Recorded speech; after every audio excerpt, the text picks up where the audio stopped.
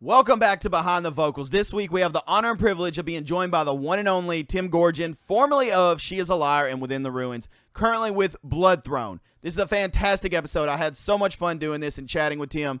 So without further ado, let's get into it. Evening, sir. How are you doing? Hello, hello. Chill. Hello. How have you been, man? How's life? Thanks. Life is good. Thanks for having me. Dude, thank you for being here. I appreciate it more than you know. You're a damn legend. So thank you so much for taking time of your day to be here. I have to gas you up a little bit. Every time we've been around you, we've played shows with you, anything, you've always been like the best human, just great conversation. And you're a pretty good salesman. I actually have a story for you as we get going. Okay. First and foremost, I got to show you. So I failed you. Mm-hmm. I was trying so hard. The first time I met you, you were in She's a Liar, and you were on tour with Within the Ruins. We played at the Muse in Nashville, and I bought a shirt because I was like, I got to support, I got to support the homies. I got to support bands and stuff. Thank you. And I was searching for the shirt, and I can't find it. I have like a collectible shirt thing, and Uh-huh. I'm pissed that I can't find it. It's the teeth shirt, the logo you guys had. Okay. Yeah. I remember that one. I was so mad because I was like, dude, I can't wait. I'm going to show him. The shirt is, God, dude, I don't even know how old at this point. I think that was like 2008 at that point. Yeah, because that was like right before I joined Ruins. So that was like the tour. I think that was like one of Ruins' like one of She's a Liar's like last tours. Gotcha. But I will say this: you're a great salesman because I'm pretty sure you didn't have my size, and you convinced me to get a lower size. So every time I walked around, I was like all Debo, like couldn't Beefed move. out? Dude, yeah. Hell yeah. I was just like, I have to wear this. So I was trying to support, but doing vocals, I was like so stiff. I was like, dude, I needed to cut the sleeves or something. But I do have this from, I think the next time we play with you guys. Hell yeah, the Taco Monster. That was a good one. So I was trying to find the old shirts. Now I gotta get a Blood Throne. I'm slacking. Yeah, dude. Yeah. I gotta keep the collection going. I don't know if we're gonna be traveling that far south, but we got an online web store, Yeah, I can do that. See, Yeah, it'll work. But hell yeah, man. So how's things been going? How's Blood Throne? How's life? Life is good. The tattoo shop and the tattoo removal is going really well. We just opened a new location in February. So we're in the Bushwick neighborhood of Brooklyn. It's Ever Black Tattoo and Gotham Tattoo Removal. It's going really good. And Blood Throne's cooking. We played our first two shows. The first one was in April with Oceano and Within the Ruins, which was nice. Fucking weird. It was definitely weird.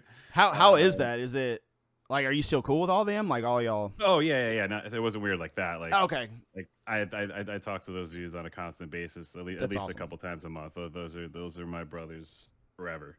But yeah, no bad blood or anything. But it was just weird because like we went on first, Blood Throne went on first, and the Within the Ruins banner was hanging up behind me. I was like, I was cracking jokes. I was like, this is kind of fucking weird right now. I'm used to looking around and not seeing the dudes that not these dudes. I'm used to seeing Joe and drummer and Apollo. But no, it was good. It went over really well. A little bit of nerves being our first show as a band together, but that after the first song we started cooking, and it was good. It's good to see everyone. Everyone seems to like the new band, which is good. Now, was this their first show or just your first show with them? Was Blood Throne, you mean? Yeah. Was it their first show? Like, no, this is our first show as a band. Okay.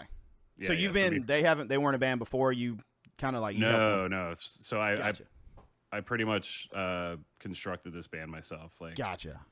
Me and my best friend Mark, who was our bass player.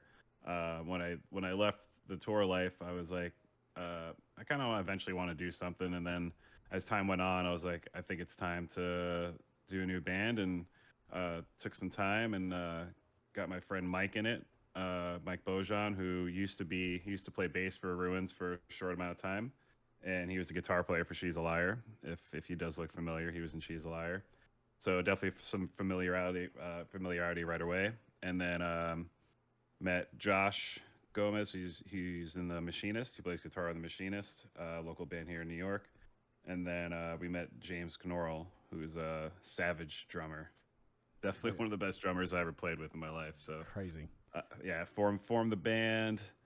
about a year and a half ago and change. We dropped our first single last June, so it'll be like a year since we've officially been out as a band. And then dropped 2 singles since then. Just been writing, recording in between everything, and we're dropping new music I think in a couple weeks. Oh, and then yeah, dropping a couple new singles, and then we're gonna do an EP and start playing outside of New York City a little bit and kind of branching out after that. so is everybody based in New York? Yeah. So I'm in Queens, Brooklyn. Bass player Mark is in Brooklyn.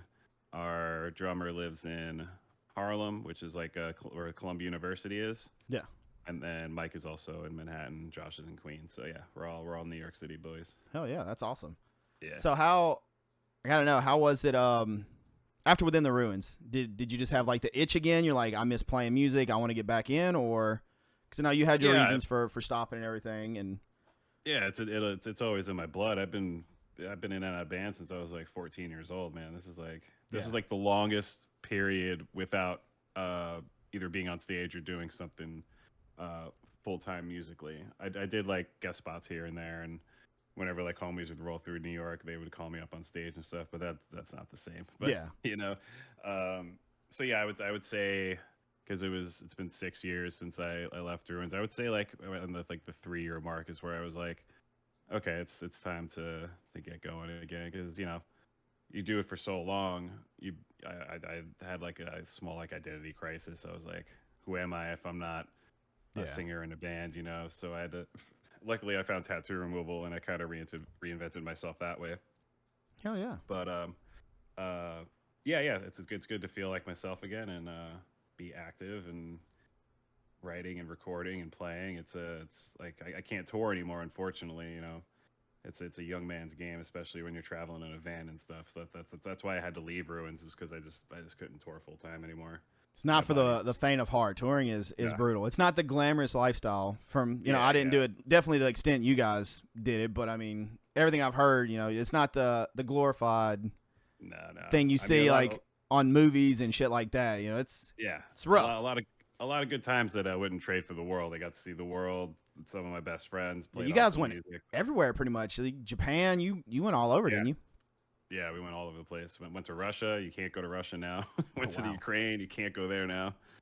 Went to Belarus. Went to all over Europe, Mexico, Japan, Canada. So, and the States like 30 times over. So yeah, you guys stayed on the road. I feel like it was always tours. We toured a lot. So I just couldn't do that anymore, and my body kind of gave me warning signs to stop, and my doctor was like, yeah, I mean, you can keep going, you can not listen to me, but it's probably not going to end well. So I just made the executive decision to back off, and luckily I did, because my health is tip-top shape now, and I could still, I think I could last like, I don't know, like a week or two on the road, I think, if forced. Just like mini tours kind of thing. Yeah, just like little stints I think I can handle. But as far as being away for like, 12, 13 weeks at a time, those days are very much over. That's insane. Yeah. So before I get into all the vocal questions, I did want to ask, so you said 6 years between Ruins to Bloodthrone. Yeah. Right? So how was it getting back into vocals? I know you did little stints, but was there any like rust? Did you have any like issues going back in and like trying to record or do anything, or? Surprisingly not. Like I said, I did some guest spots here and there, and I had a couple of different bands that I was kind of messing around with ideas. Like they would send me songs, I would send back some ideas and stuff, but nothing really panned out. Because either everyone's too far away. I kind of didn't want to follow up Ruins with that kind of like that kind of band where it's like I don't see my bandmates or anything like that. I wanted something that's like, hey, at Friday night, let's go have some drinks and talk band stuff, Yeah. So it was just kind of waiting for the right opportunity and the right dudes and just everything to go the right way. But as far as vocals, not really that much rust. A little bit. I expected a bit more, but I pretty much fell right back into form. So I guess I'm super lucky. Just a beast. That's what it is. It's call it what you want, but I know I didn't do them myself for probably a decade, and then the first little bit, I was like, "Oh God, what is this? This does not feel right. It's weird." Yeah, so yeah. Once, it took me like the first time I was like doing a full song. It took me like a good like 40 minutes to like warm up and be like, okay, I can do this. I'm back. Hell Let's yeah. go. All right. Well, let's get into some of the questions. But if you will, I know we kind of already jumped around this, but if you will, just kind of introduce yourself, let everybody know who you are, what you do, all that good stuff, and just kind of give a little rundown about yourself. Sweet. My name is Tim Goergen. I am the vocalist for the band Bloodthrone. I used to be in Within the Ruins for a very long time. I also own a tattoo shop in Brooklyn, New York called Ever Black Tattoo. And I also do tattoo removal under Gotham Tattoo Removal. So that's me in a nutshell. Busy man. Yeah. How did you get into tattoo removal? Because I know I've seen you've promoted that for a while. You've been doing it several years now. Been doing it for 5.5 years ish, somewhere around there. Because when I stopped touring, I was an Uber driver, and I was actually doing that while I was still touring, in between tours and stuff, which a lot of fellow band dudes did and still do to this day. But it was just a good source of income to not have to like report to a boss or anything like that, because that's the hard thing of being in a touring band is like touring and then coming back, and is that job going to be there for you when you come back? You never know. So I was an Uber driver for a while, and then when I stopped touring, I did that for like about a year, I would say, and I was just kind of like, all right, what now? Like, kind of felt like I was spinning my wheels for a little bit. You have any fun Uber stories? Yeah. I tried to like not work during like drunk people hours. Yeah. I would only do it like twice a year, 3 times a year.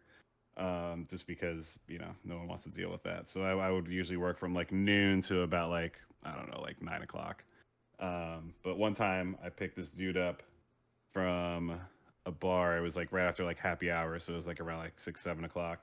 He was shit faced. I can curse on here, right? Oh yeah. You're fine. Okay. You are completely good. All right, cool. So I picked him up, driving him home, and he passes out in the back seat. I'm like, whatever. And then all of a sudden, I started sniffing. I was like, it smells like fucking shit.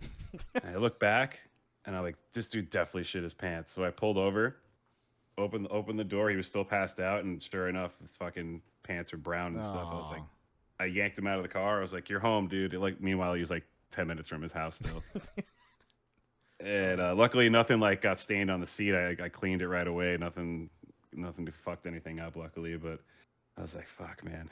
If I like drove him like an extra 10 minutes and you like shifted around, I like definitely could have got some shit on my seats. But no. Yeah. That's Jesus. Yeah, I couldn't do all that. Hell yeah. So you said you've been in band since you were 14. Is that when you started doing vocals? Or did you play any other instruments first? Did you start with anything else and then go to vocals?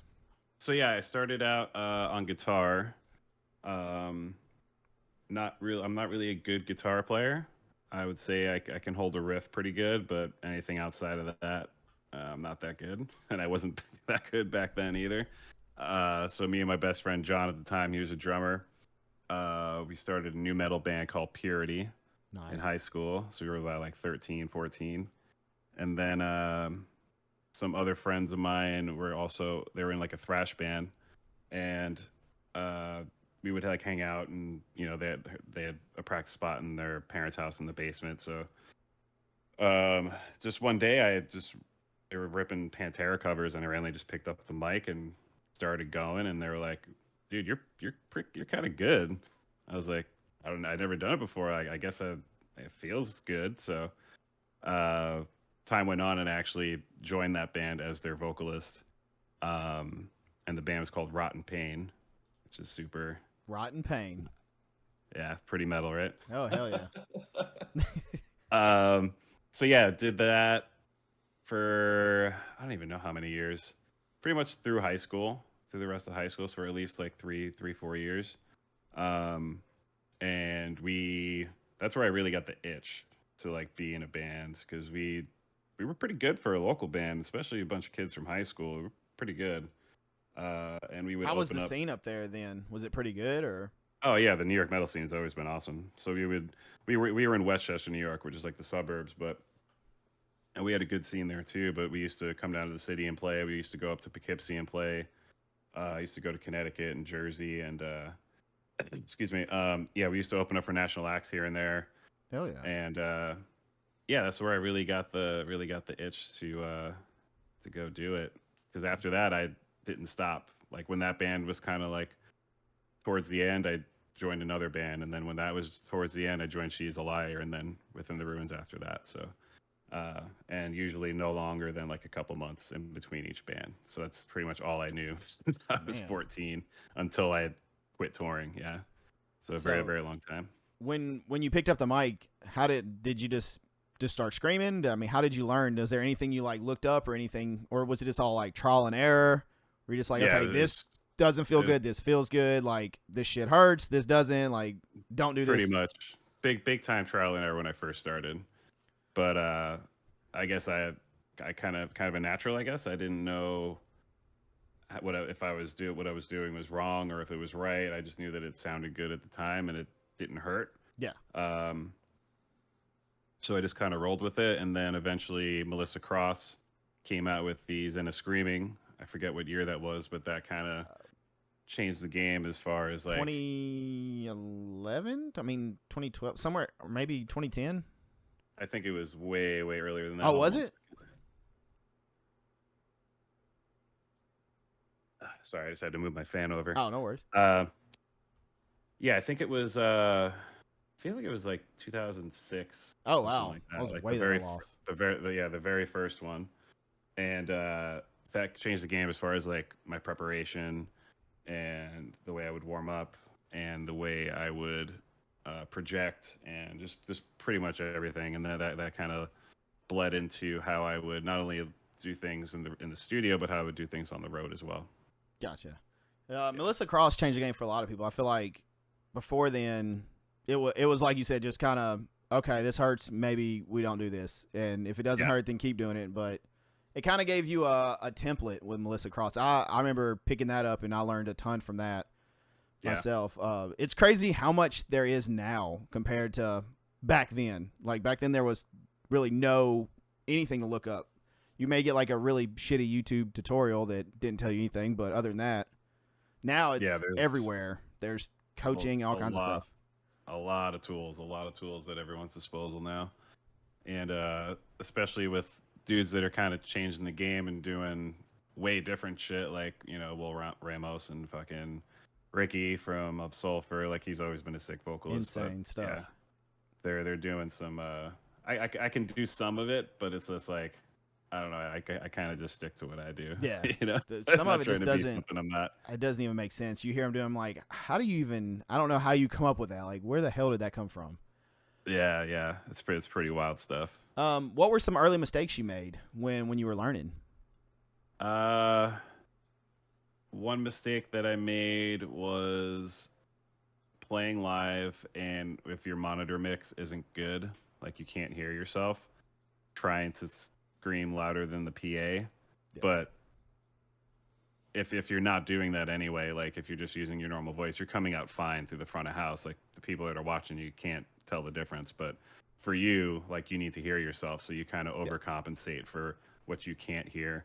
And I've definitely blown my voice out a couple times doing that. So I just learned to take the good with the bad and kind of either find a spot on the stage where I can kind of poke my head out, so where I can kind of hear what the front of house sounds like, or I would just put a finger in my ear if I was really like didn't know where I was, or like really needed to like listen to what I was doing. Just put a finger in the ear and you can hear what you're doing right away.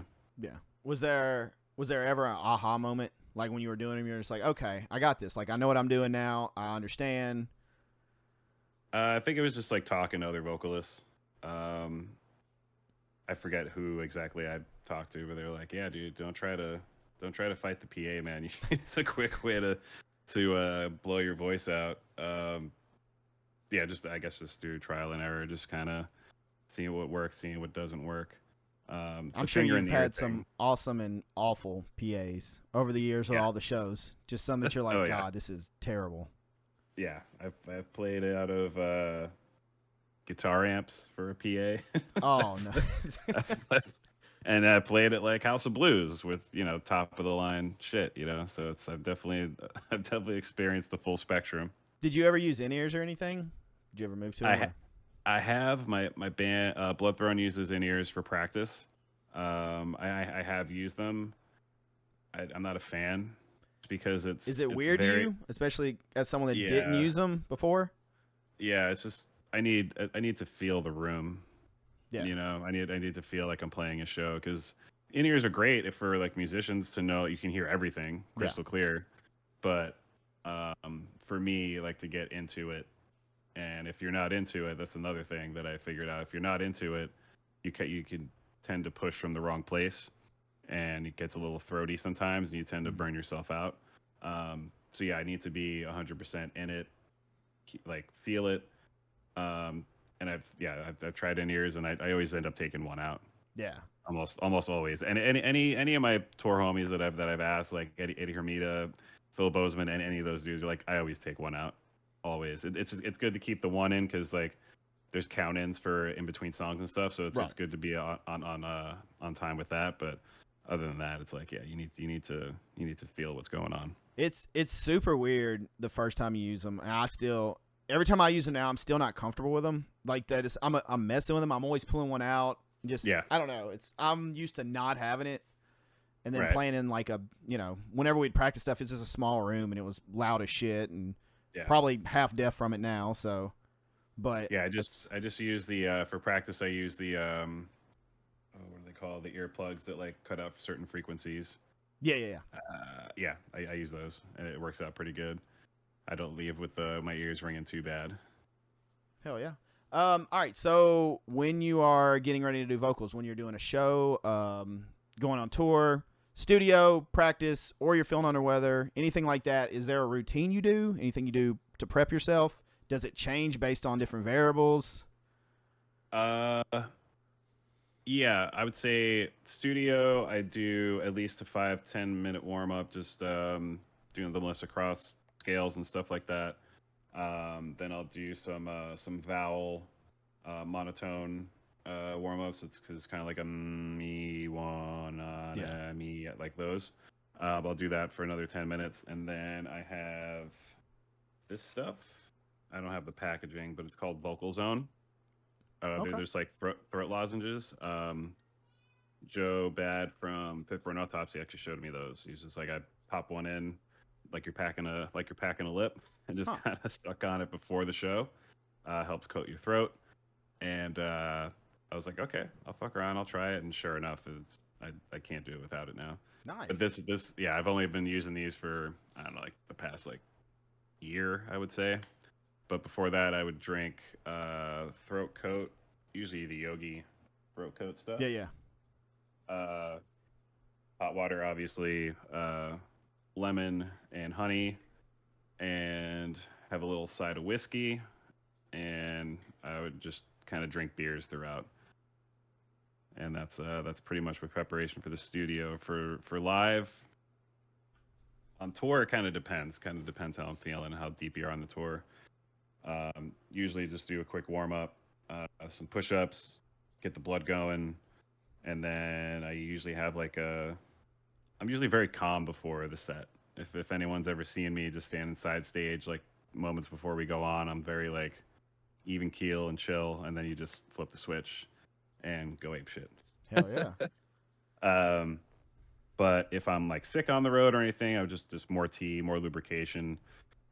Vocal rest is a huge thing that I used to practice. And my band used to hate me for it because I would like finish the set, be like, yo, I'm hoarse as fuck. I'm going to go lay down in the van. Don't talk to me till tomorrow. And they would try to bust my chops and like get under my skin and stuff. I would just be sitting in the back bench, just flipping them off like, fuck you guys. But yeah, vocal rest is huge. If you don't talk or anything and just lube your throat up for, however long, I don't know, 12, 18 hours, and then you start talking and warming up the next day, it'll be night and day. Like the hoarseness will be gone. And you'll be good to play the next day. Hell yeah. It's funny, like everyone's routine's so different. That's why I always ask that. Just it fluctuates. A lot of people who have the warm ups, like the Melissa Cross, the different things, the scales and stuff like that, the tees. I talked with Andy Atkins a couple weeks ago, and he was from Plea. Yeah, he was on here, dude. And I was like, Andy, what's your routine like? He was like, dude, I'm gonna be honest. I just go up there and I yell as loud as I can every night. And I was like, you don't do anything? He's like, no. He's like, I tried it. I felt stupid. I did like some face exercises and that was it. And I was like, well, did you ever lose your voice? He's like, no, not really. I was like, damn, you're a monster. Like, I don't know how you did that. He's like, yeah, we were on the road like 300 days a year for a couple years. And I was like, Jesus. Yeah. So, yeah, we got the tour with Plea once. Fucking great dudes. Yeah, they're fucking awesome. Rad. Yeah, Andy's the best. He's funny as fuck too. But yeah, some dudes just get up there and rip, man. It's crazy. It blows my mind. Like there's no prep, and then afterwards they're fine. No issues. I'm just like, I don't know. I don't get it. And there were like a good stretches on a tour when you're locked in and everyone else in the band is locked in. It's like you just get up there and rip. Some days I wouldn't warm up either. I just rip a shot, drink a beer, and go up and fucking do the thing. And I wouldn't recommend that for people who are just doing one-off shows. Yeah. Because you need to get in that kind of groove after playing day after day after day. But sometimes it's like that. Sometimes you just get up there and you just locked in and you just go for it. Your voice is kind of, I guess, or your throat just gets in the zone, I guess, at that point when you're just doing it so much. And it's just like muscle memory, I'm guessing. Yeah, pretty much.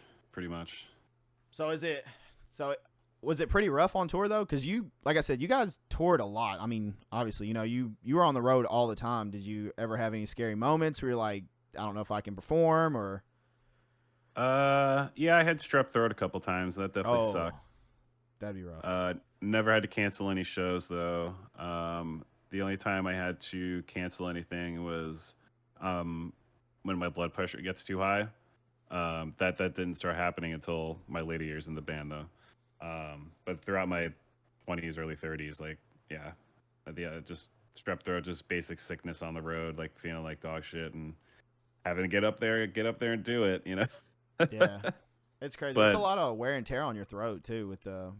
Yeah. I mean, how many would you guys have many days off on tour or no? Nah, especially us. We would book the off days most of the time. Workhorses. Just do like one-off shows.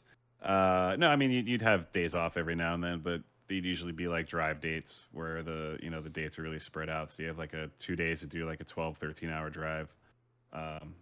Those were usually our off days, just driving, sitting in the van. But as far as I'm trying to think like sick wise. I usually took pretty good care of my health on the road for the most part. As far as like getting sick and stuff, like I would take multivitamins and vitamin C and all that stuff. I used to smoke a lot of cigarettes kind of like earlier in my career, and I definitely cut that out, and that definitely helped a lot because when you're sick and you're smoking, that's no bueno. Yeah. Hell yeah. So other than vocal rest, which is the biggest thing that I know of too, and that I've heard from pretty much everybody, if you lose your voice or you're having it's sore or anything, vocal rest, it's the biggest thing. Other than that, what else did you do for vocal care? Like when you were not performing or after a show, did you have like any cool downs or did you drink more tea? No, not really, especially when I was touring. Even still to this day, like I don't really have any cool downs or anything like that. Is load everything off stage, load everything out into the trailer, and depending on the couple nights before, I'll usually start drinking a little bit and having some fun and doing that, or depending if I had a drive shift that night, I would usually just kind of like make sure everything is good, did my part, loaded everything, and just kind of go sleep in the back before I had to drive to the next city. But no post anything. I mean, in the studio, like I can usually tell that I'm kind of popping a little bit and not where I should be, and I just cap it right there and just come back to it the next day or like a couple days from then when my voice is feeling better. Okay. Is it harder for you to get in the zone in the studio? because you don't have, you were talking about flipping the switch. I mean, you don't really have that in the studio. You're in a booth compared to, you know, walking on stage and seeing the crowd and the energy. Exactly. It's not instantaneous. Studio, it usually takes me, I usually do like a dry run or two of the full song, depending how much I have actually written and ironed out. So do you write a lot of your stuff in the studio, or?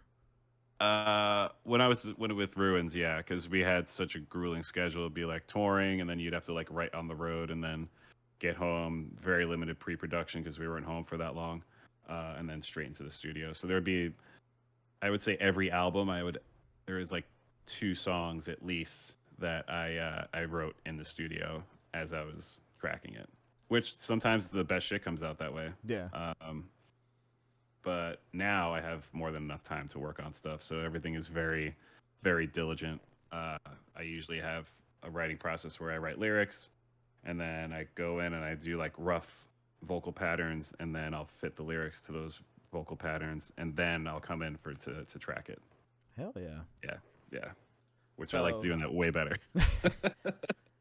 So speaking of lyrics, where do you pull from? Because I've seen over the years, mainly with Ruins, you pull from personal experiences more than anything, but you have done concept. Where is it usually all personal? Is that like your go-to, like things that you've encountered in life, or do you usually do you try to pull from band experiences? Like what do you usually do?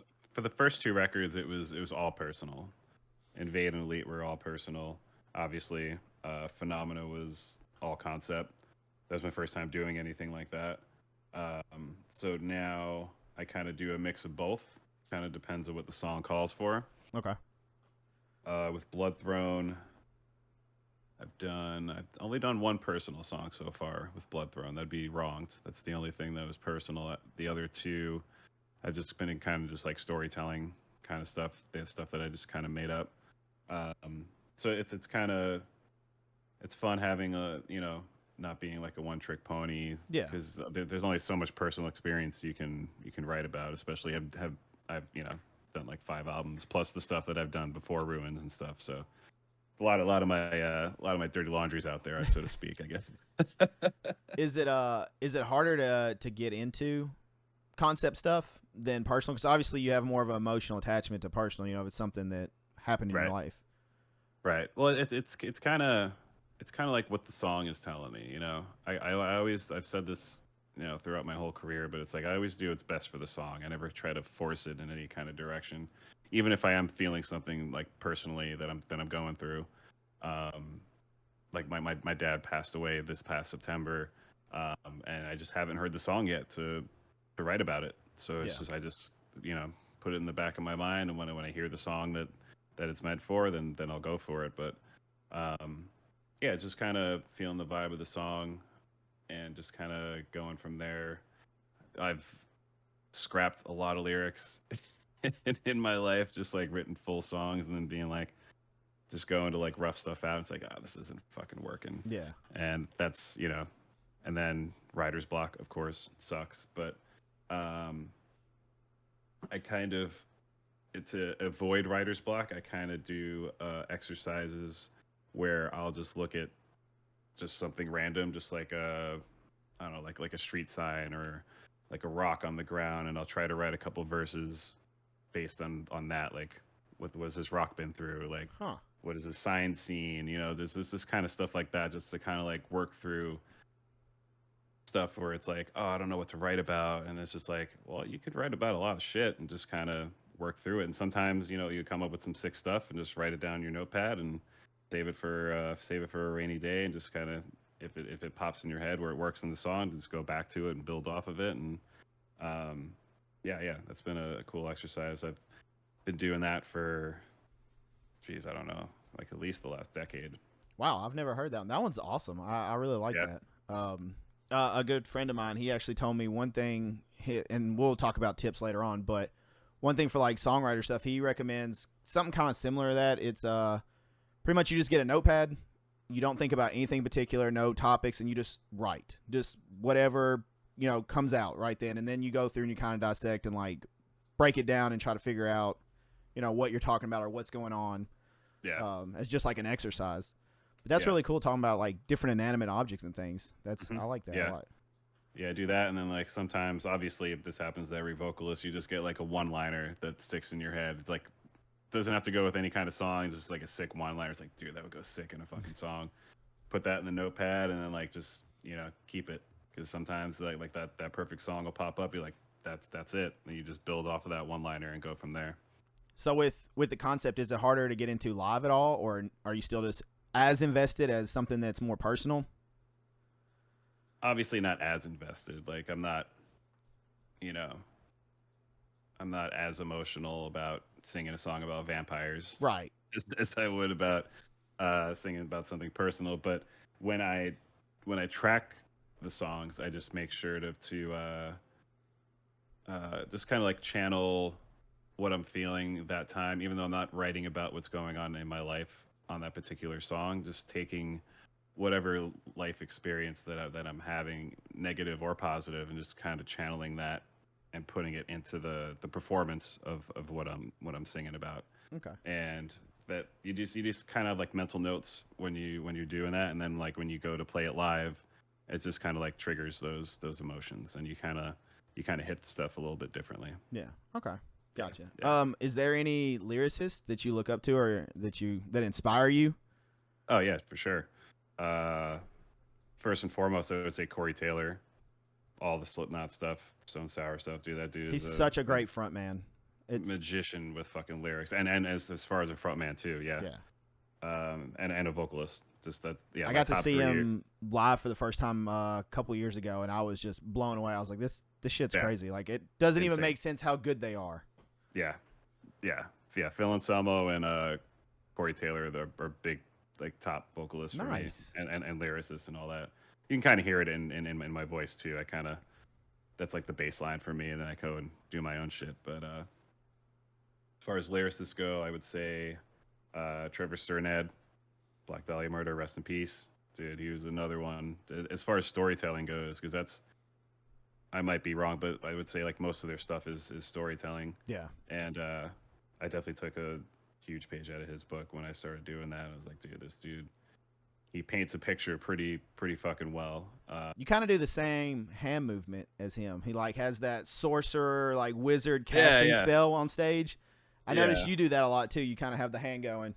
Sometimes it's good to like get your enunciation and like your your peaks and valleys in your vocals and stuff when you're doing hand gestures and stuff. I'll do that in the studio too, just to make sure I'm really like accenting certain things, because I'm a huge stickler for pronunciation and stuff in metal vocals. I think it's way more brutal when people can understand what you're saying and you're really getting your point across, as opposed to like that just sounds cool, just noises. Exactly, you have to look up what they're actually saying, Do you have, so since we're talking about lyrics, do you have a favorite lyric? It can be your own, it can be from Corey or Phil or anything. Shit, like a lyric that I've done, or just in general? Can do either one or both. It's completely up to you. Putting you on the spot with the hard questions now. Yeah.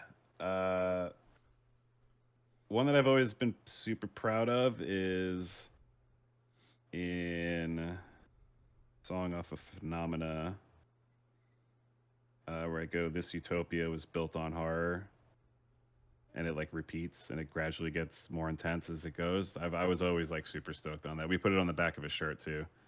That's the one that comes to mind right away. There's probably so many that like if I listen back to this, I'm like, oh fuck, I should have said that. But yeah, of mine, I would say that's definitely at the top. As far as like other stuff, I don't know, man.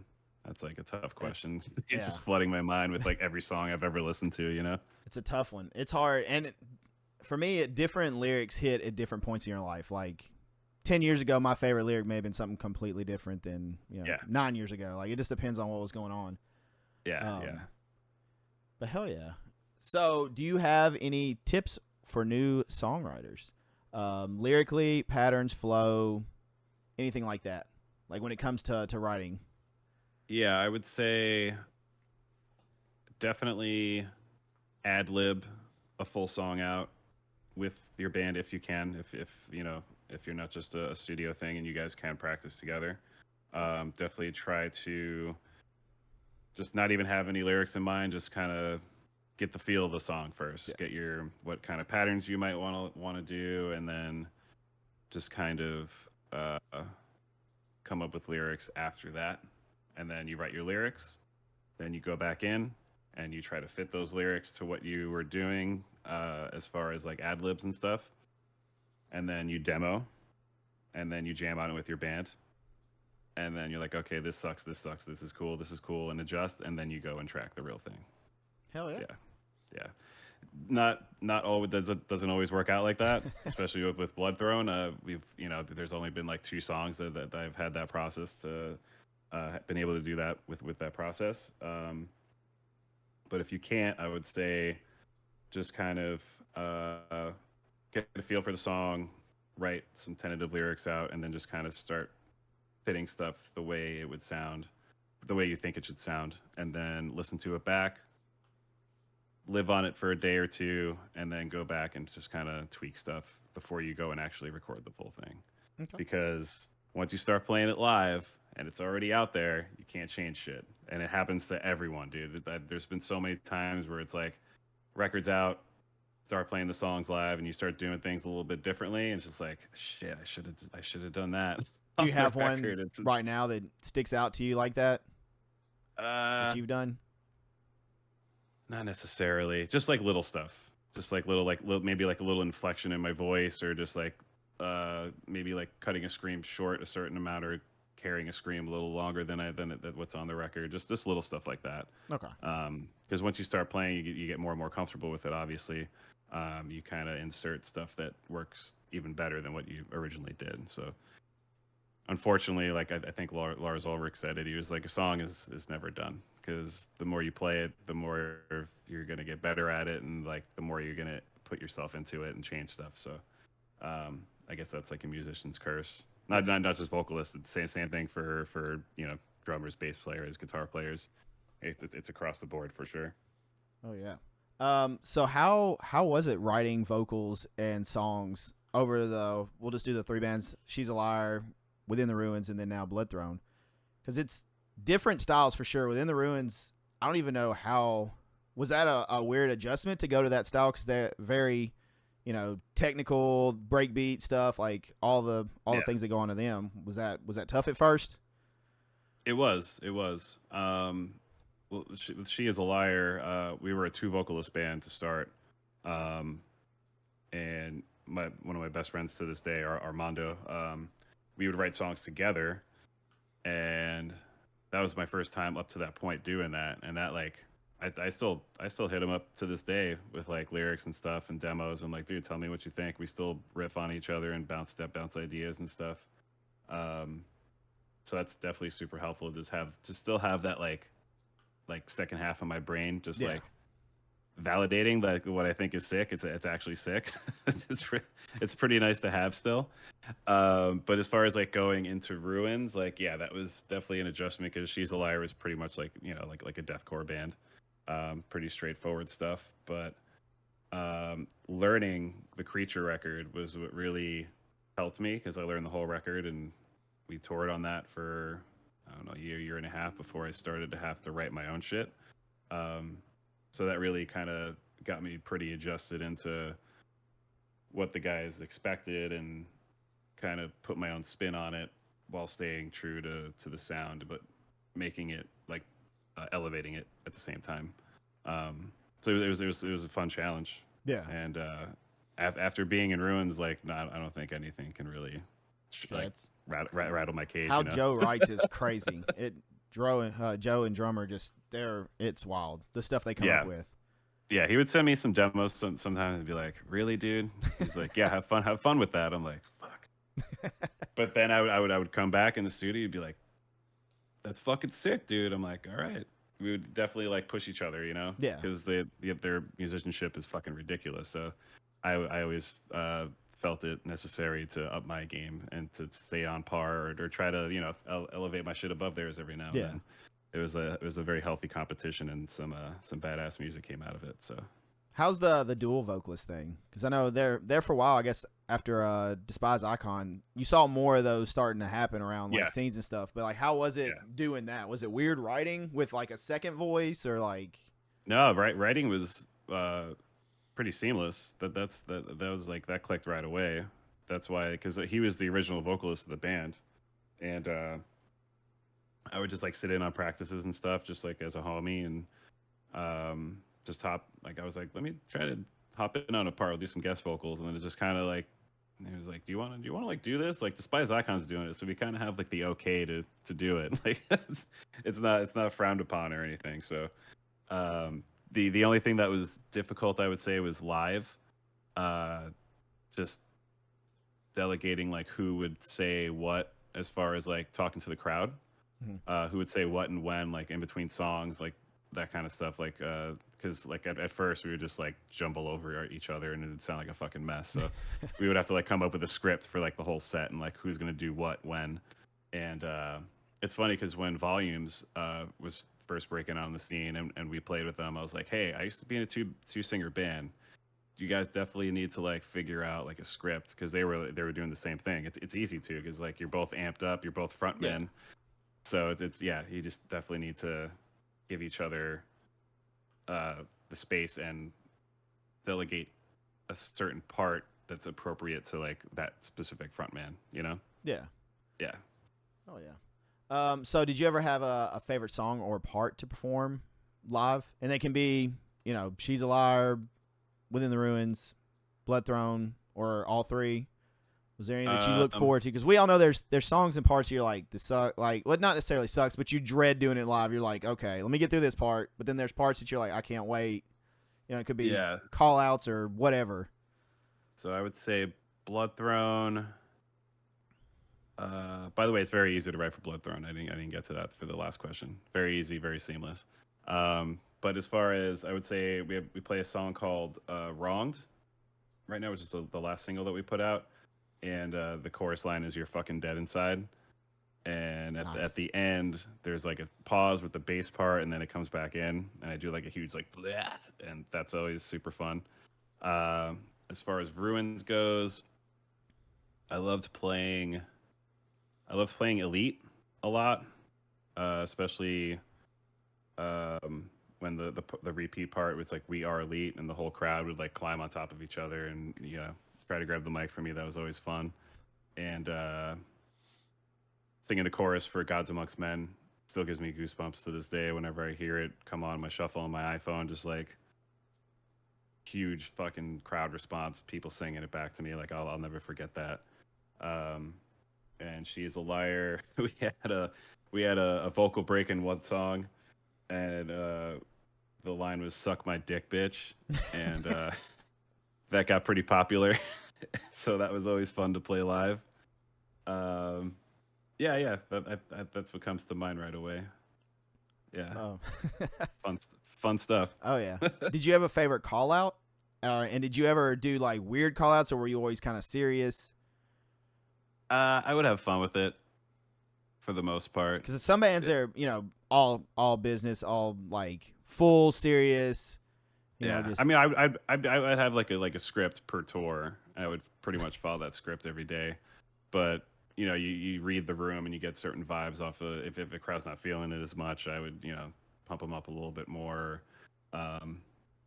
If there's something funny going on, I would never like ignore it. I would always like stop and call it out and stuff like that. But as far as like a favorite call out, I don't even know, dude. So many. Because I've heard some just off the wall ones over the years. It's like the heaviest part, and they'll say the most random shit. And I'm just like, oh, like, what is happening? I was never one for like random shit. I would always like say what was appropriate to get, so I can make the crowd do exactly what I wanted to do, at the right time, and with the right authority. I didn't really have many funny call outs, but I would in between song banter, I would crack some jokes and stuff. Okay. Yeah. Hell yeah. So do you have a So, you know, like most like athletes and stuff, they have like a pre-game ritual and stuff. A lot of people are superstitious. Did you ever have anything like that for like shows or studio or anything? Did you have to do anything besides your vocal warm-ups and stuff, but any kind of like weird things? No. Like pretty calm, just go right into it. Do some push-ups, rip a shot or two, have a beer. I'd always have a stage beer too, just to like, you know, keep the adrenaline going. All right, we got to know then what was the shot of? Did you have like a go-to whiskey, and what was the beer of choice? Yeah, the beer of choice was, I mean, depending on the era of the bands. When I first joined Within the Ruins, we would drink a lot of Busch Light. A lot of Busch Light, and then, you know, Coors Light. I would keep it pretty light on stage. I wouldn't be drinking any like double IPAs or anything. Usually for a shot, just rip a shot of JMO. I'm more of a tequila drinker now. I usually fuck around with like Espolón, Patron, and stuff like that. But usually we would have like a rider, so they would give us a case of beer per night. Oh, that's awesome. Yeah, it usually wouldn't always be what we asked for, so it would change, you know, night to night. But yeah, I would always have a pre-show beer, pre-show shot, push-ups, and then a stage beer as well. And that's pretty much it. And then I would be like I said before, like very chill, very calm and collected before the set would start, and then just turn it on and go rip. Hell yeah. Yeah. Shots before. I like it. Yeah. That's I could never drink before. I don't know if it's like an OCD thing or what. I was just like, I don't know. Afterwards, you know, I'm golden. Yeah. But before, I'm just like, I'm focus mode. I don't know why. But it would just get the blood going. Yeah. Kind of like just get a little loose. Especially if you're like super tired that day, or like you know, shit back home is, you know, going all fucked up, and just other stuff is on your mind. It's good to just like kind of hone in on the moment and just kind of be in that moment and get stoked on it. So going back to some of the albums and concept album, Phenomena particularly, it's the one that comes to mind. But did you do a lot of research for that? I know it's very comic heavy. I know you were big into comics. So was there a lot of like really deep diving into the subject matter for the characters, or how did you approach that to write the songs? Yeah, dude, that was like the funnest time I had writing a record. Because I've been a huge comic dude since I was, I don't know, like 8 or 9 years old. So when I came up with the concept, I watched a lot of movies, read a lot of comics, read a lot of like message boards and fan theories and all that stuff. So that was super fun, super fun. I wouldn't mind doing another one, honestly. Oh, really? Another comic one, or is there another concept? Yeah. Fuck it. My wife wants me to do a Lord of the Rings song, so I still owe her one of those. So that would be interesting. Yeah. But like I said, I'm still waiting for the right song. Yeah, got to be the right song. Did anybody help you? Was anybody else into comics in the band that was like Drummer's a huge DC guy. He was like, you got to do one for Batman, you got to do one for the Joker, which ended up being Dark Monarch. He's a big Joker fan, right? Didn't he have a drum set that was Joker themed? Yeah. He had a custom drum set in all Joker colors. But yeah, the calling card is about the Joker. Yeah, super fun, super fun. And that actually, when the record dropped, Marvel hit us up, and they actually took me for a tour through their headquarters in Times Square. Oh, that's sick. Which I still can't believe to this day that I got to experience. And I actually was a guest on one of their podcasts and stuff, talking about the record. And I was just like, it's like a pinch me moment, you know? That's super cool. I was like, holy shit, yeah, it's super cool, super cool. So, what characters would you do now? Since you said you wouldn't mind doing another concept, do you have any in mind, like off the top of your head, that you would love to write about? Yeah, I would love to do like a Daredevil song. Would be fucking dope. I would love to do a Thanos song. I would love to do. I feel like that would have to be a really heavy song. Yeah, fucking Conqueror and shit. Yeah. Yes. Wouldn't mind doing like a weird like Doctor Strange song. I think that would be kind of cool. The Punisher would be fucking sick. Another really heavy, angry song, Punisher for sure. Yeah. yeah, the possibilities are endless. Dude, that'd be awesome. Hell yeah. So you've played countless countries. You've been all over. Do you have a favorite place to play, and why? Besides the States, or like outside of the States? Either States and anywhere. Out. Yeah. Well, I'm a born and bred New Yorker, so New York City, always number one. Always the rowdiest crowds. Always the fucking best. But biased aside, Texas is always awesome. Florida is always awesome. Portland, Oregon. Arizona is always fucking awesome. But speaking like outside of the country, Mexico, fucking dude, they love their metal down there. Yeah, Mexico is fucking rad. We've been there two or three times, I think. Every time was awesome. But my favorite country I've ever been to is probably Japan that we played in. Japan's fucking awesome. I heard the crowds they're so different there, but they're amazing. Yeah, they're very respectful. It was kind of weird. Like our first show in Tokyo, first show of the tour, they were going ape shit. The show was packed out. Pits are going crazy, singing the words back to me, which is crazy. Just being in a foreign land where their first English is not their first language, and they're singing my lyrics back to me. I just got goosebumps talking about it, but it's kind of crazy. But then as soon as the song would stop, they'd be dead silent.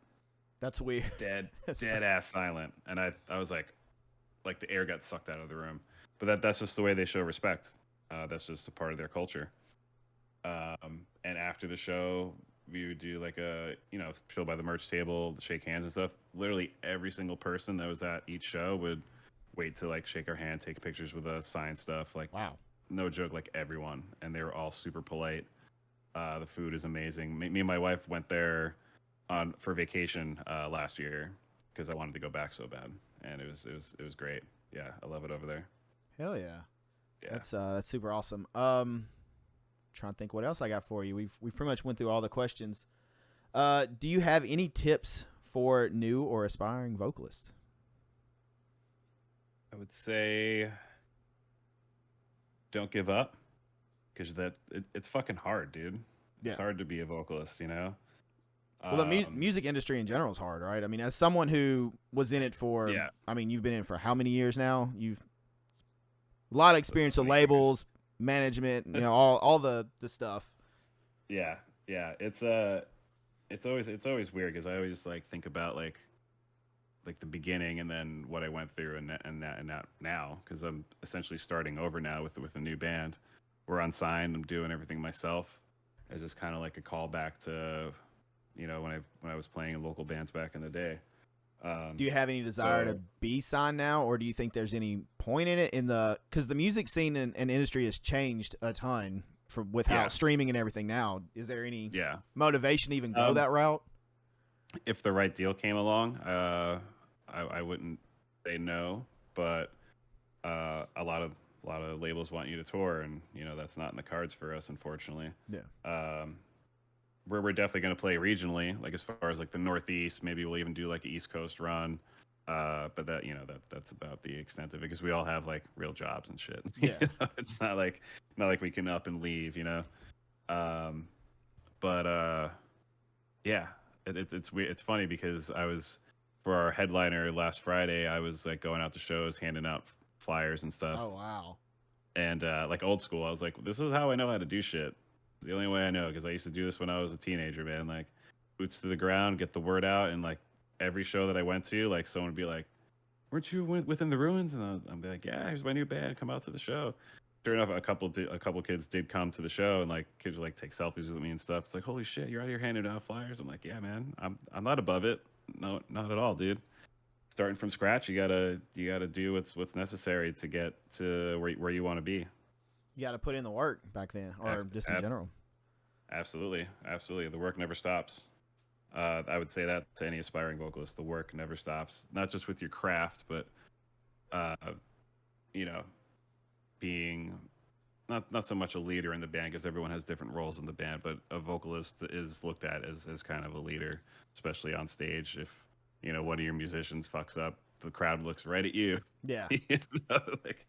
it's your job to carry the show on and fill awkward silences with stage banner and stuff. So yeah, the work never stops, and just keep at it, everyone, because it's possible. It's definitely possible. Yeah.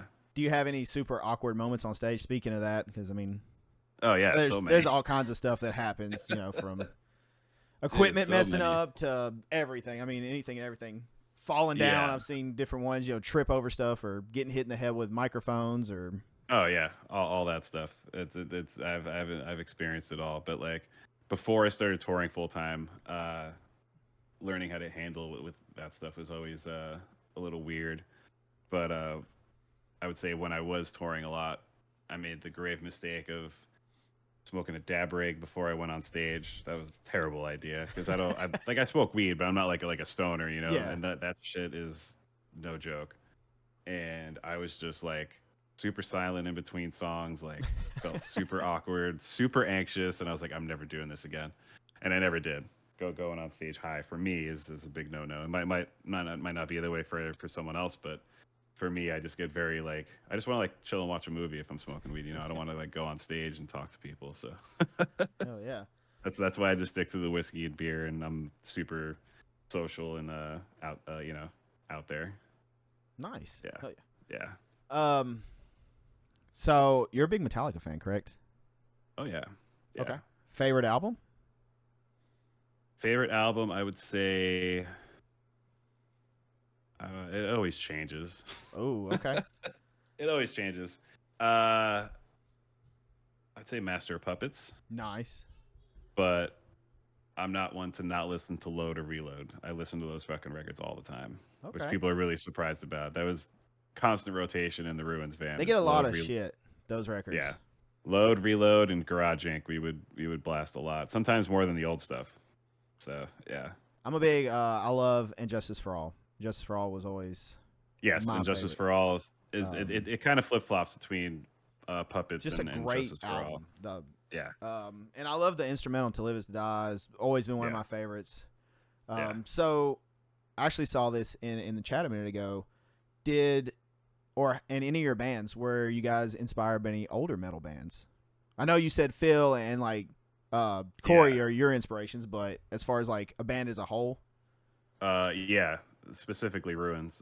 We would talk all the time. It's like, because people would like in interviews and stuff be like, oh, what are your influences? Because we sound like very like techie and stuff like that. It'd be like Soilwork, In Flames, Arch Enemy, Metallica, like Slayer, like all the old stuff that we grew up on. But yeah, we were huge into those bands, huge inspirations. If you really listen, you could definitely pick out that kind of stuff.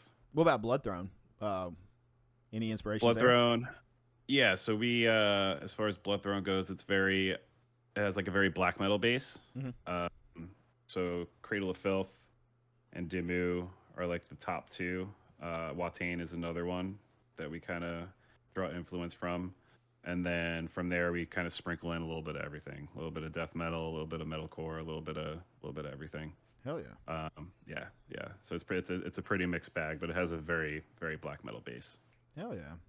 All over there. I will say Ruins, dude, you could tell Ruins from other bands. Just the sound, the way you guys wrote it, you stood out, in the crowd where a lot of people may be doing similar things. You guys definitely always stood out to me. Yeah. Yeah. And I've heard that as far as my vocal style goes too. Yeah. And that's across anything I've ever done. That's another thing I would say to aspiring vocalists out there. It's like, yeah, there's a lot of vocalists that are doing like some really cool shit now, like I mentioned before, and it's cool to learn how to do that and throw it into what you're doing and kind of spice things up a little bit, but always sound like you, because it's very, very apparent when you're just fucking trying to sound like someone else. Yeah. It's always good to be genuine and have your voice in there, and it's kind of a game changer, honestly. It can make or break a band. Yeah. If you could tell that it's like, oh, this dude sounds like him. It's like no one else sounds like that. So I would say always have a little bit of yourself in there for sure. Yeah. I mean, you're not gonna remember or know the person that stand out as much. It's like, oh well, he sounds like Phil Bozeman. Like that's the Phil Bozeman clone, essentially, just doing all the stuff that he can do. You know, it's the the Phil Bozemans that stood out, you know, than the other ones. Like you having your originality and your own spin on it. Absolutely. Hell yeah, though. So Blood Throne, new song soon, right? New song, yeah. We actually have a band meeting tomorrow to discuss when we're gonna drop it and all that kind of stuff. So, nice. I'm thinking early July. Okay. And then drop another one sometime in August. And then we're gonna finish an EP because these 2 songs that we're about to drop, we've had recorded for like months now, and we've just been writing for a full EP. Are you going to a studio? Or are you guys doing it all yourselves? We do it all in house, baby. Nice, very nice. It's great, yeah. So I have a vocal rig. I don't know if you can see him behind me. I have a little vocal closet behind me. I track all the vocals here myself. My guitar player goes over to my drummer's house to track guitars, and he tracks bass there as well. And then my drummer records his own drums, and he mixes and masters his stuff. Oh, that's awesome as well. So if there's anyone out there that wants James to mix your stuff, hit him up on Instagram at James Plays Drums. He's more than happy to take on some projects and mix and master some stuff. Yeah. Nice. So we were talking about modern bands, like all that, you know, we were talking about Lorna Shore and all those. Do you have any vocalists right now you're like, this dude's awesome, besides Will and them, but any bands that have your attention or vocalists that are really standing out to you at the moment? Yeah, Will's definitely at the top right now. You guys, you played with Lorna way back, right? Was it? Yeah, we took way Lorna before Will, like back. Yeah. Were they metalcore then? Because they were a metalcore band. No, they were always like black and deathcore. Okay. That's when Tom Barber was the vocalist. Oh shit. Okay. Yeah, he's in Chelsea Grid now. Yeah, we took them out. Mad Times, Carnifex took them out in the early days as well. Love those guys, and I've said on other podcasts and stuff, I've got nothing but respect for them. Super happy for them for where they're at. They're at the top of the game right now. It's really hard to get to, but that band put in the work, dude. They were in the trenches. They've been around for a long time too. Like it's not just some overnight band. They were grinding it out the same way we did. So it's good to see someone pop. Yeah. And have it be like one of our friends be like, yes, someone's doing it. Fuck yeah, hell yeah. But as far as other vocalists that are doing stuff right now, like new or just like in general? Either one. I forget his name, but the dude from Shadow of Intent, super dope. Okay. I would say, let's see who else. I'm just kind of drawing a blank right now. Are you big into Throne at all? No, I'm not. I just need to go like into my Apple Music. Deep diving. Let me see. Let's see. Jamming the new Oceano. Oceano's always dope. Adam's a fucking beast. He's an OG. My friend. They've been around a long time too, Oceano. So my friend John Robert, who used to be in Last 10 Seconds of Life, he's in Crystal Lake now. Dude, the stuff that they're doing. Yeah. The stuff that they're doing right now is phenomenal. He's such an amazing. Also a New Yorker, right? Yeah. He's born and raised in Brooklyn, but he kind of lives in between Florida and Japan now. But yeah, the stuff that he showed me a lot of like the new Crystal Lake stuff, and it's fucking awesome. Super proud of that dude. Hell yeah. He's always been like a dude who has like a full arsenal of stuff. That's the way I like to be too. It's just like a full bag, like full range, and he uses all of it. So it's super pumped to see. Keep your eyes out for new Crystal Lake shit for sure.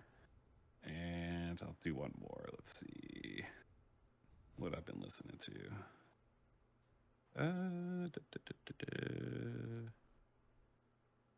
Since it's kind of recent, I went to see Artspire, Aborted, Alluvial, and Carcosa the other night. Nice. All amazing vocalists.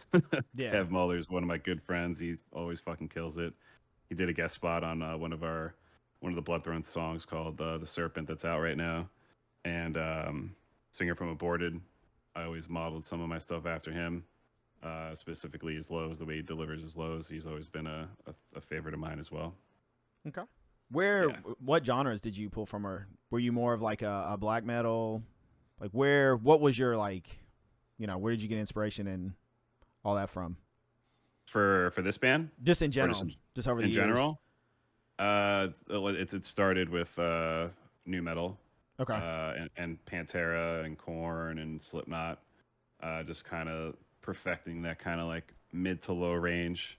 Yeah, and then as I started to get more into black metal and stuff, specifically especially when Killswitch Engage popped off, I started experimenting with highs a little bit more. Okay.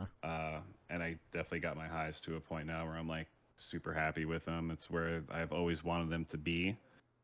Just super shrieky, shrilly, super piercing type highs. It's really hard to get there. If you asked me how to do it, I couldn't tell you. So sorry, everyone.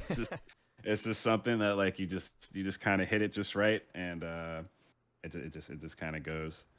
But yeah, I would say that kind of encapsulates kind of everything, and then of course the death metal stuff, and like doing like more lows and stuff like that. But that it really started from new metal, Pantera, Korn, and then Cradle of Filth and all that kind of stuff. Oh yeah. How was it on your last Within the Ruins album? Because you experimented with some different style of vocals there. You guys did a little more, not as harsh vocals, a little more clean stuff like that. How was that? Yeah, so Paulo has he's our bass player. He has a voice sent down from God, touched by an angel. His very soulful R&B type voice. So he did all the cleans on that. But you record. did pitch screams and stuff, right? You kind of yeah. So I would back him up with some pitch screams, and I did my own pitch screams and stuff on Phenomena as well. That's where I really started branching out and starting to do that stuff. A lot of fun to do. I still do it to this day. It's kind of good to throw that into stuff just to kind of break stuff up, just so it's not very like mid-tone highs, lows, mid-tone highs, and it's not, kind of breaks everything up a bit, and it kind of makes songs feel like a song, especially when like you're hitting not perfect pitch notes, but you're kind of fluctuating your voice to a point where it's like it creates a hook. Yeah, and it gives gives something for people to latch onto. So that's something that I still do to this day, and I love it. I think it's awesome. So we have some pitch screams coming in Bloodthrone. Yes. Hell yeah. Yeah. Especially nice. in the newer stuff that we're going to be putting out. Yeah. Nice. Yeah. So more tour questions. Favorite band to tour with over the whole career? Do you have one that stands out that was like, man, I love being on the road with these guys? I'll give you like a top 3 or 5. Okay. Let's see. Off the top of my head, After the Burial. Some of the best dudes ever. Love those guys. Oceano, of course. Tour with them a bunch. Tour with Carnifex a bunch. They were kind of like we always kind of joked around. It's like, you're like our older brothers, but we're the same age. Just because they were doing bigger stuff for longer, and they left Victory before we did, and stuff like that. So they were known as the MySpace band back in the day. Yeah. So they took us out a bunch, took us to Europe for our first time, took us on a couple of big US tours. So big props to them. Love those guys. Let's see. That's 3. I'll give say Veil of Maya. Nice. Also love those dudes. I think they're coming around soon on Summer Slaughter. I'm gonna go see them. Love those guys as well. And for number 5, I don't want to hurt anyone's feelings here. It's like a MySpace top friends right now with you with these bands. Yeah. Trying to think. I would say Era. Nice. Yeah, Era. That's another band that like I think we took out on like one of their first like full US tours, or I think. It's crazy how far they've come. And they've popped off as well. Yeah. We met them back before getting signed and everything, and they actually played one of our release shows in like support of us. Come to our hometown and played and everything, and then now you look at them like, wow, damn. Yeah. They've done good. They've done really well. They're doing. That's another band that they're doing really well for themselves. That also was doing the grinding stuff in the trenches and stuff, same as we were. So really happy for those dudes. Every time they're in town, I usually go and see them and hang out, and it's always a good time. Hell yeah. But yeah, I'd say that's my top 5. All right. Do you so we've went off vocals a little bit, but I mean you have so many stories. You know, pick your brain. Like I said, I got nothing but time too, so we're good. Do you have any fun tour stories for us? Anything? Hopefully not like the Uber story earlier, where nobody like shit no, nothing like that.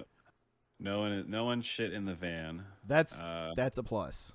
Yeah, we would all pee in the van in bottles and stuff. Yeah, but that's a must though. That's across the board. Crazy tour stories. So one time,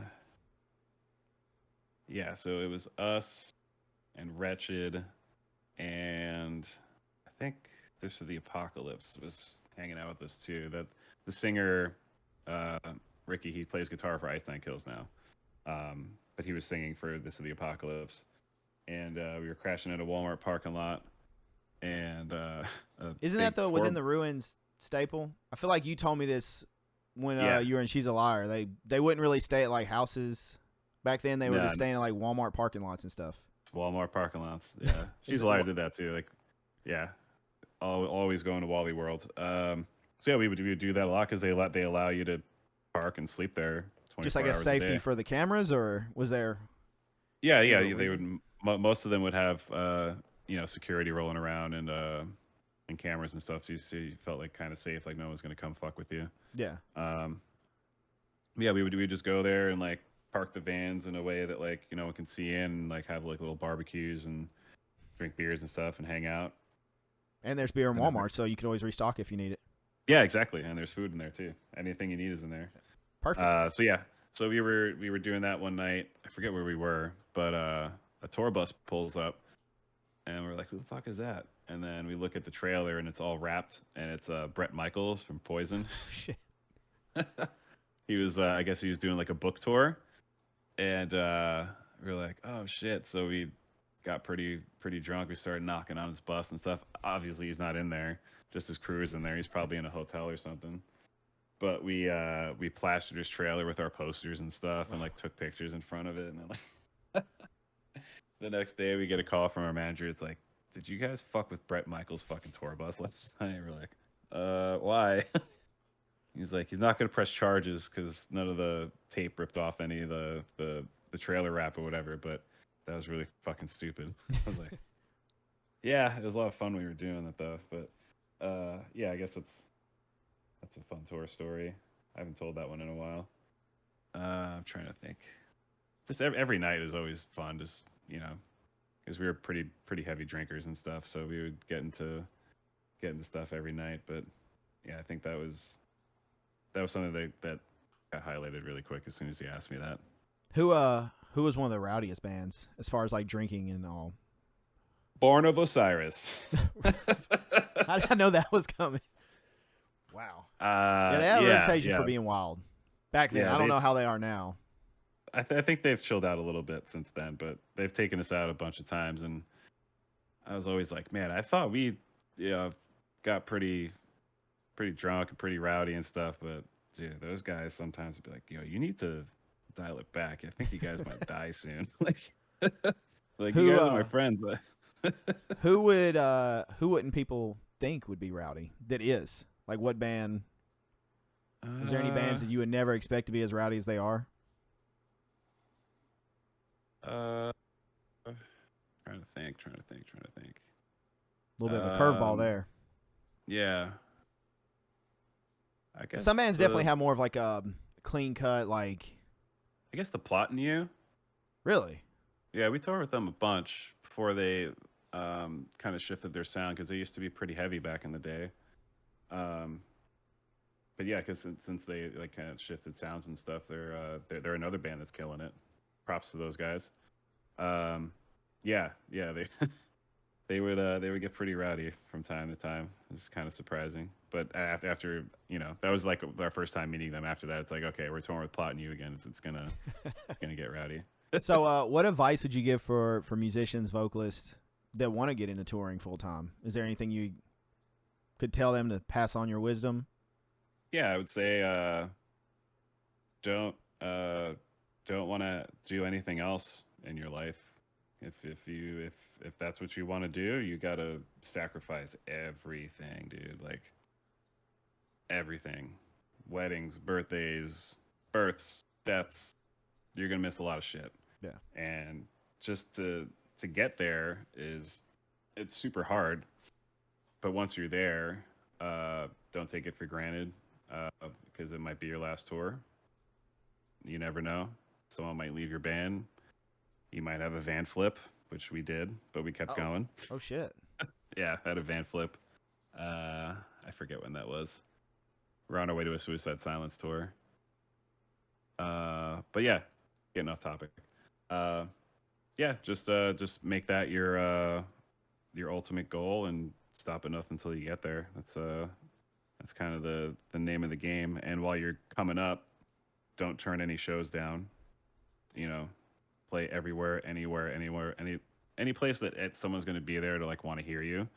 Go play. Get your name out there. Yeah, exactly. At all costs. Because sitting there while your stream numbers are going up or whatever, that doesn't really do shit unless people are seeing you play. So you still think the touring's huge still now, even with how the industry is? You still think going out on the road is still very big and going and seeing faces and growing? Yeah, because I mean, nowadays there's different ways to stream revenue and stuff as far as like content creation and all that kind of stuff, and like online lessons. You can always do that kind of stuff. But yeah, touring is always going to be not necessarily a money maker, but it's definitely the best way to get yourself out there. Okay. Yeah, because the Have algorithm. You ever thought about doing lessons or anything? I've done them content creation or anything like that. Have you? I've done lessons in the past. It was fun, but I don't know. I just kind of fell off. I guess I didn't have time for it anymore. Yeah. I don't know if I would do it again because obviously I'm super busy now. Yeah. But as far as like content, I've tried to do playthroughs and stuff like that. Props to anyone that does do that because it's super fucking hard. Especially if you're a perfectionist the way I am. Like everything needs to be super perfect, and doing full song playthroughs front to back with everything being perfect is super duper hard. And I'm not saying I'm never gonna do it, but I just haven't gotten around to getting a perfect take yet. So yeah, gotcha. Eventually, I'll probably put out some stuff, but yeah. Hell yeah. To be seen. To be seen. Yeah. Dude, I'm so excited for Bloodthrone. I can't wait to hear these new songs. Is it just gonna be on Spotify and stuff, Apple Music, or are you gonna have music videos dropping? Do we get to know any of that, or is that like hush? No. Stuff? So we go through, like I said, we're DIY. So I'm doing everything through DistroKid, which I'm sure a lot of people use. Yeah. So that's every platform ever. It'll be available wherever you can get music. As far as the music video goes, I don't think we're gonna do one for these two songs. Don't quote me on that because that might change. But the way it's looking, probably not. But we'll probably do a music video for a song that's going to be on the upcoming EP. Okay. So that if anything, that'll probably drop like later fall this year. Okay. How do you like music videos? How much do you enjoy doing those? It's funny because I like the smile right away. I like the finished product, but like filming a music video is a lot of fucking work because you got to play the song a lot. Yeah. Over and over and over and over and over again. And every take you have to fucking nail it.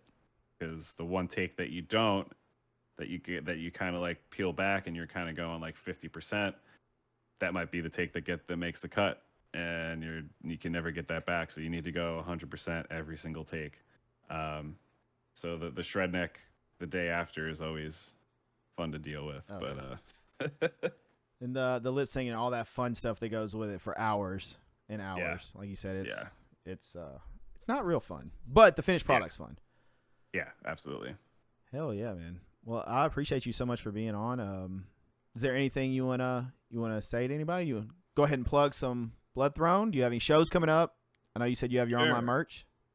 Yeah. We run our merch store through Downright Merch. You can find that. You can just follow us on Instagram at Bloodthrone Official.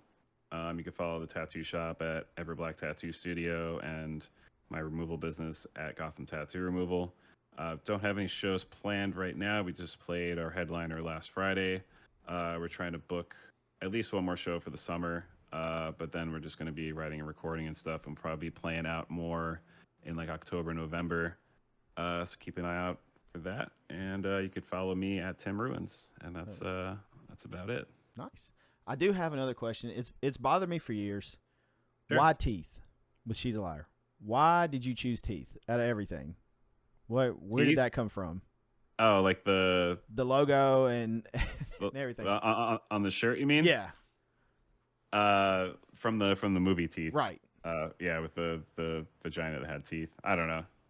You were just like, oh, this is awesome. We're gonna put it on a shirt.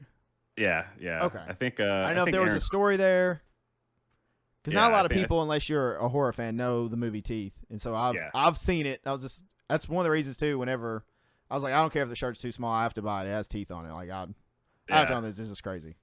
I think Aaron Crawford did that design. Oh wow, that's a name I haven't heard in forever. Yeah, I don't remember if it was like a pre-drawn design that he already had, or if we asked for that. I really don't remember. But we were good friends with him, so yeah, I don't remember. But yeah. Sold a lot of those shirts, so thank you for everyone that bought one. You were a good salesman. Like I said, you got me to buy a smaller shirt. Yeah. I had it too. I don't know where it's at. Somewhere in my stash of band shirts from back in the day. There's a plethora of them. They're everywhere. Yeah, I got that too. That's like my keepsake, I don't know, album kind of thing. Like I go through the shirts, I'm like, oh yeah, I remember this show, or I remember this, and absolutely.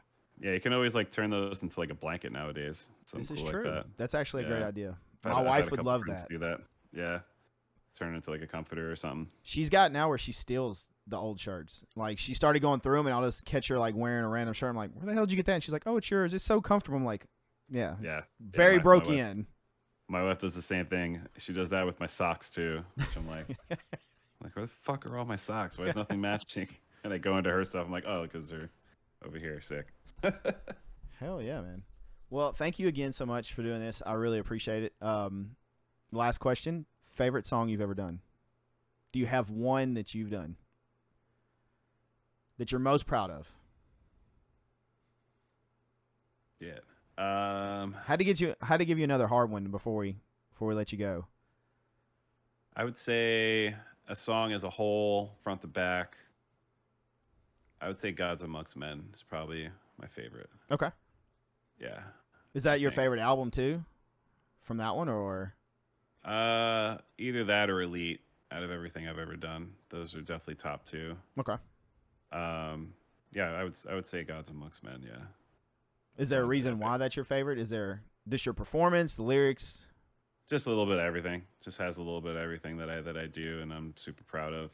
And it was like one of the first times I started pit screaming on recording. So I'll always be super proud of it. And playing it live, like I said, you know, people singing the chorus and stuff is always super awesome. Yeah. Something I'll never forget, you know.